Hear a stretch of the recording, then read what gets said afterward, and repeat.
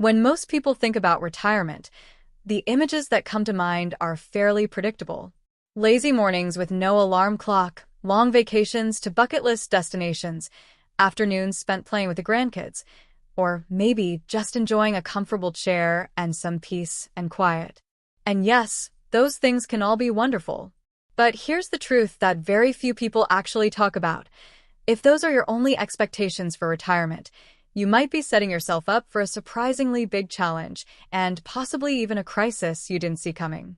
Over the past several years, I've been studying the lives of people who, instead of fading after retirement, somehow became more vibrant, more alive, and more fulfilled than they were in their working years.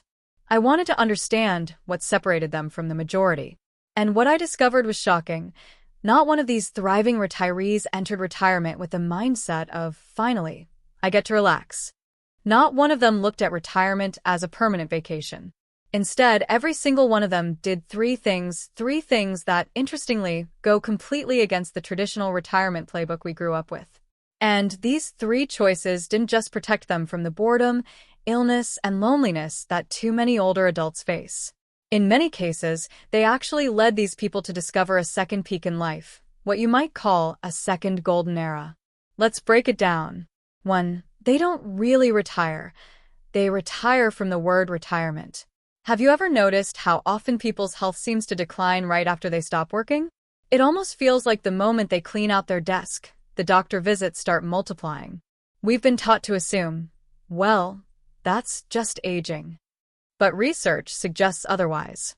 For example, a 10-year study conducted by Duke University School of Medicine tracked thousands of Americans as they moved from full-time work into retirement.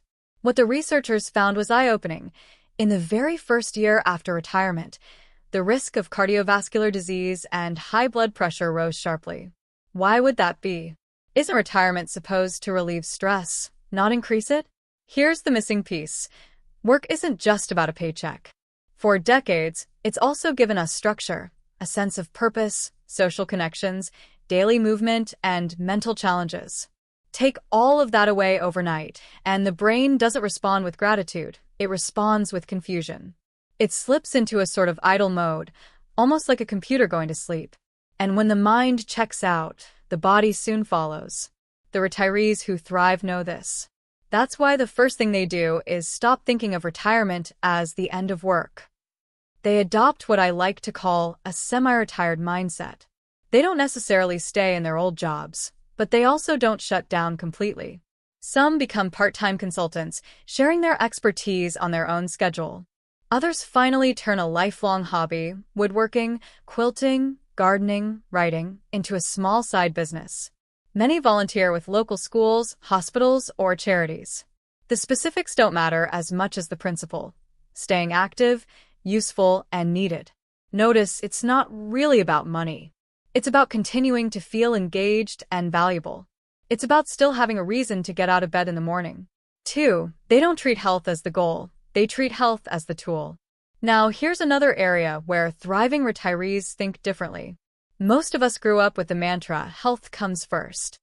And of course, that's true in one sense. But have you ever noticed how many retirees spend nearly all their time trying to be healthy, eating supplements, following every new fad diet, signing up for yoga or Tai Chi classes, yet still end up fragile, anxious about every little symptom, and in and out of doctors' offices? Here's why. If you treat health as the final destination, it becomes a burden. It turns into another job you have to manage. I have to eat this. I have to exercise that. I can't do this because it's not healthy. But those who thrive ask a different question. Healthy for what? Their goal isn't to live one more year just for the sake of it. Their goal is to stay strong enough to do the things they love. To travel to Europe without worrying about climbing stairs. To write the book they never had time for. To take painting classes or learn Spanish or hike in the Rockies with friends. For them, health isn't the ultimate prize. It's the ticket that lets them keep playing the game of life. That subtle shift in perspective is incredibly powerful. It creates an internal drive that's much stronger than the fear of illness. Instead of focusing on what they can't do, thriving retirees focus on what they want to do and then use health as the vehicle to get there. They don't obsess over supplements or miracle cures. They focus on capabilities. Can I still walk a few miles without getting winded? Can I still read for hours without my eyes giving up? Can I still carry my groceries, play with my grandkids, or hop on a plane for an adventure? It's a completely different mindset. 3. They shift from accumulating to starting fresh. Now for the third and maybe most challenging shift. If you're part of the baby boomer or silent generation, your whole life has been about accumulation. You worked hard to build savings, invest in property, build careers, raise families, and gain recognition. For decades, your sense of self was tied to titles, achievements, and networks of influence. But here's the problem. Once you retire, a lot of that no longer applies. The impressive job title is gone. The big projects wrap up. Colleagues move on. Even your social circle shrinks. It can feel like the very identity you worked so hard to create is crumbling away. And for many retirees, that loss of identity is even more painful than financial worries. The people who thrive, however, do something brave. They let it go. They stop clinging to old trophies and old roles. They allow themselves to become beginners again. Instead of saying, "I used to be the vice president of this," or "I ran that company," they say, "I'm learning watercolor painting," or "I'm taking a class on astronomy," or "I'm starting over in something totally new." This fresh start mindset, what some call resetting to zero, is liberating. It frees them from the prison of their past achievements and opens the door to entirely new possibilities. Yes, it requires courage. Yes, it means risking failure again. But it also brings back the excitement of discovery, the freedom of exploration, and the joy of personal growth. Putting it all together. So let's recap the 3 big shifts. Replace full-stop retirement with retire from retirement. Stay engaged in meaningful work, whether it's paid or unpaid. Make health a tool, not a trophy. Use your energy and well-being as the means to pursue goals that light you up. Shift from accumulation to starting fresh. Release the old identity and embrace the freedom of becoming a beginner again. These might sound counterintuitive, but they are exactly what separates the retirees who flourish from the ones who fade. Remember the question I asked earlier? Why do so many people seem to decline after they retire, while a smaller group actually thrives? Now we can see the answer clearly. Most people fall into 3 traps. They think retirement means quitting everything. They treat health as an end in itself instead of as a tool. And they cling desperately to their past identity.